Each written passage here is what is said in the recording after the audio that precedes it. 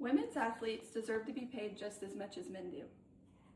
In fact, women earn only 83% of what the average American man makes, and this percentage has only fluctuated between 80 to 84% in the last 21 years, which has been since 2004.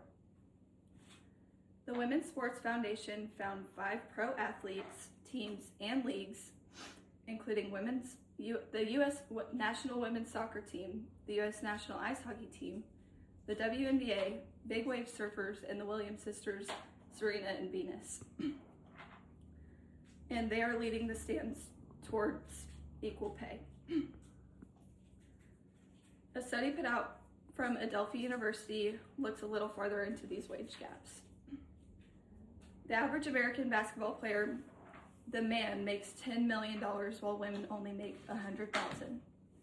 In golf, the man makes $1 million while the women makes $300,000. And in tennis, the male makes $1.5 million while the women makes $1 million, which is by far who's come the farthest in equal pay. So now we're going to look at a chart comparing popular men and women and the NBA to the WNBA players. Forbes put out this top athletes paid by gender in 2012 and compared them to 2022. And some example of men who were the highest paid in 2012 was Floyd Mayweather, Tiger Woods, and LeBron James. And in 2022, it's Lionel Messi, LeBron James, Cristiano Ronaldo, and Stephen Curry. Now women in 2012, Maria Sharapova with $27.1 million, Serena Williams with $16.3 million, and Danica Patrick with $13 million. And in 2022, Serena Williams made $41.3 million, and Naomi Osaka made $51.1 million. And now we're going to look at NBA versus WNBA salaries. In the 2002 to 2003 season, the minimum salary for the NBA was $349,000, with the maximum being $25,200,000. In the WNBA, the minimum salary was only $30,000, with the maximum salary being $79,000.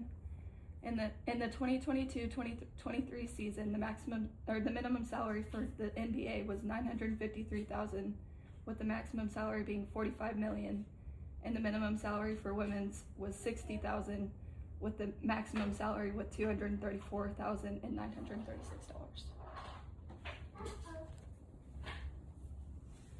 So now we're going to look at some stereotypes.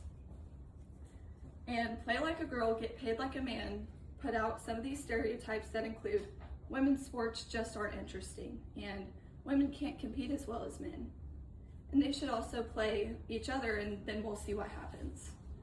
Now, there is less investment, media coverage, lower viewership, rights deals, and sponsorships.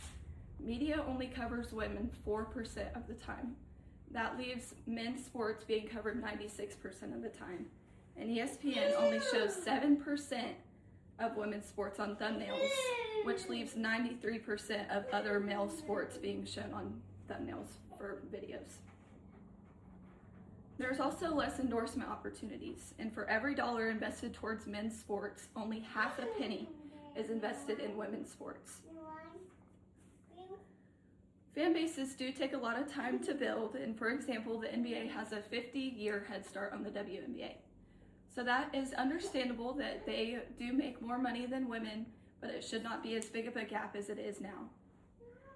And women are now having to take out additional jobs to be able to supplement their income. And there is no career uncertainty with pregnancy. In fact, Nike told 2 athletes that they would not be paid while they were pregnant.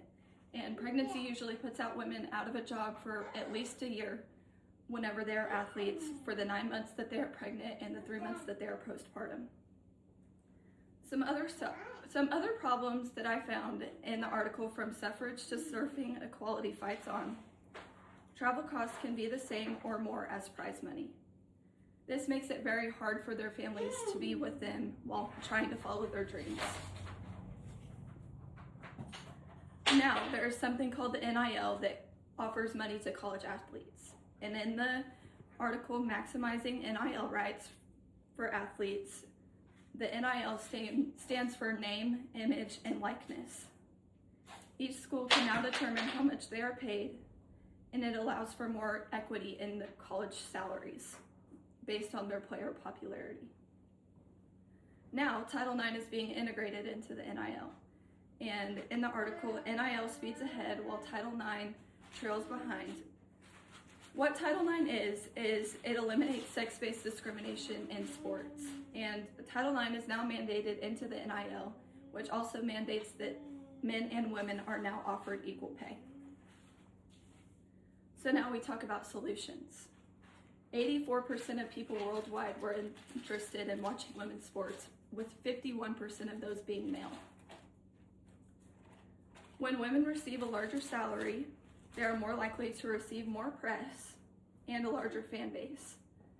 And in a few sports, their prize money is actually being equaled now.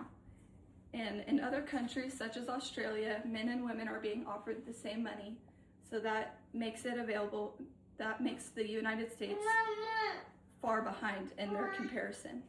So, in conclusion, women are still having to fight every day to be paid and treated equally, and this fight will have to continue for years to come. Thank you.